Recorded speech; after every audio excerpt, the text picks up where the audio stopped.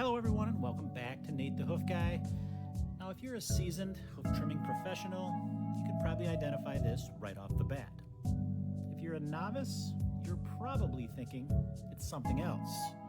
Well, this first swipe of the knife is going to eliminate one of those potential possibilities. The other is going to become more evident as well.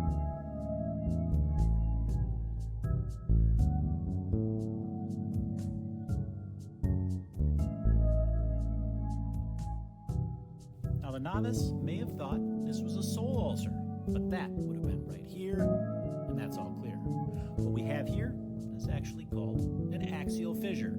Axial as in the axial wall, fissure being a crack in that inside wall of that hoof. So now we got to trim that up and take care of that crack.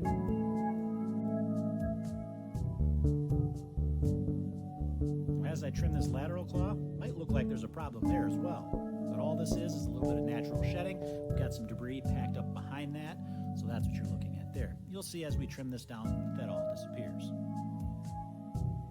Now these axial wall fissures can be difficult to heal sometimes. They almost need to get worse before they can get better. And what I mean by that is that crack needs to terminate at the hairline or out the side where we can get all of the loose horn removed from that. This area I'm working on here is where that axial fissure is. That's going to work its way up in between those two claws. But you're going to notice there's an area of separation involved as well here.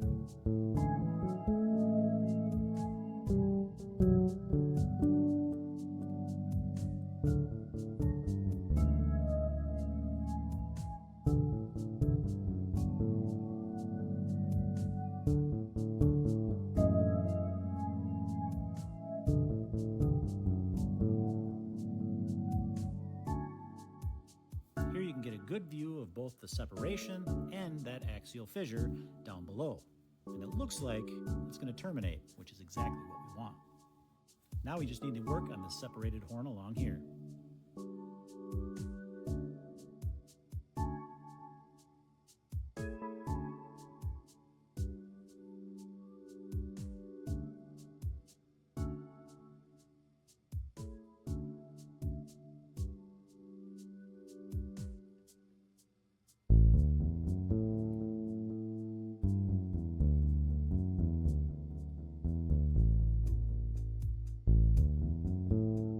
So what we're removing here is actually two different types of horn. We've got the solar horn that obviously lays along the bottom of the foot, and then we're getting into that axial wall horn that extends up on the inside there. That lays perpendicular to that solar horn. Another thing to notice is how thin that axial wall is up above there compared to how thick it is down below, or even to that outside wall, that abaxial wall thickness. And that's because that wall horn there doesn't provide any structural support to the foot. In fact, most of the time when the cow's standing, that part of the axial wall isn't making any ground contact whatsoever.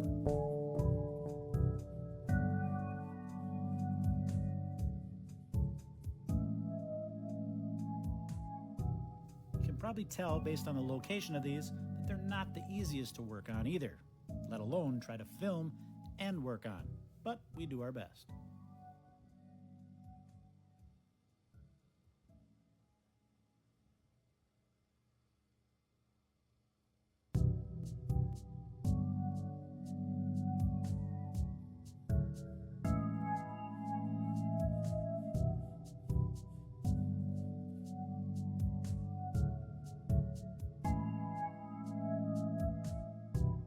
Two good things with this particular lesion. Number one, it has terminated, worked its way out the side there, which is exactly what I was hoping for, and the area of openness is also very small, which means this should heal up pretty easily.